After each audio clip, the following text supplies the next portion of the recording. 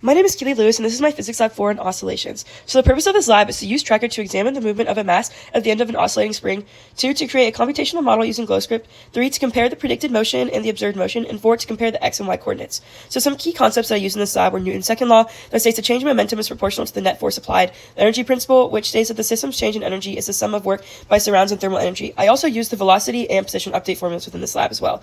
Start with the initial conditions. The object mass is 0.402 kilograms, spring constant is 6.83, the initial velocity was given to us from the video at 0.133, and then negative 0.0424, 0 meters per second. Gravity is 9.8 meters per second squared. The initial position was also given to us as negative 0.112, negative 0.637, 0. The initial systems for this lab were the mass, spring, and the earth, while the surroundings was everything around it. And the relaxed length of the spring is 0.123. So for the computational model here, I only changed the mass of the ball, which was 0.402. I also changed the ball's position and the ball's velocity, which were given from the initial conditions that I mentioned earlier, and that's all that I changed for this section. Now for the interactions, constants, and spring and energy. So I changed the constant of gravity to equal 9.8, the spring constant to equal 6.83, and the relaxed length of the spring, which was 0.123. I then edited the next 3 lines to basically specify the vector L, which described both the length of the spring. So the length is just ball position minus spring position, and then L hat, and then S, which is equal to the absolute value of magnitude of L minus L0, and then I edited the next 4 lines to compute the system's energies. So the kinetic energy, gravitational potential energy, spring potential energy, and total energy. Here I defined the initial energies, and then I calculated the gravitational force. Basically, I edited the y coordinate to equal negative ball to the negative mass of the ball times gravity, and then calculated the spring force on mass spring, and then I just multiplied the negative Ks times S times L hat, and then calculate the net force, which is equal to F grav minus F of the spring, and then apply the momentum principle to update the velocity and the positions for the ball.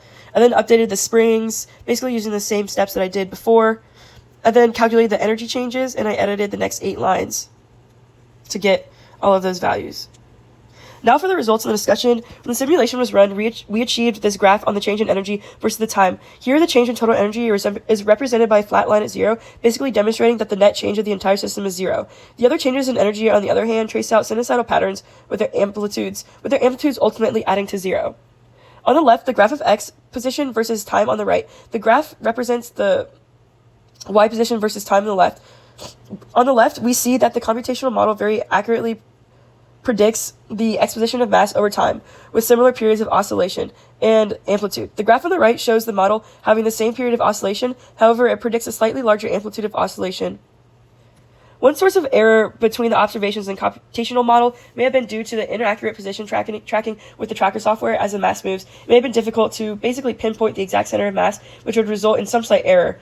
The tracker video may also have had some sort of parallax error, which could have resulted in a distorted view of the mass's movement. The tracking was also made more difficult due to the poor video quality. Additionally, the computational model did not account for air resistance, which may have led to some very slight deviations from the observed motion. From this lab, we can ask if the energy principle is satisfied. So yes, the energy principle is satisfied since the energy change graph shows that the total energy change is 0, since there is no external work done in the system and there is not any heat transfers. This is expected. So now moving on to using the data in the tracker. So we were also asked to track the periods of oscillation for x and y. And x, the position, the time taken for 5 wavelengths to pass, was used to minimize the uncertainty in the calculations. As shown in this graph, the time it took for 5 wavelengths to pass was between 8.264 seconds divided by 5, which gives us the period of 1.65 seconds.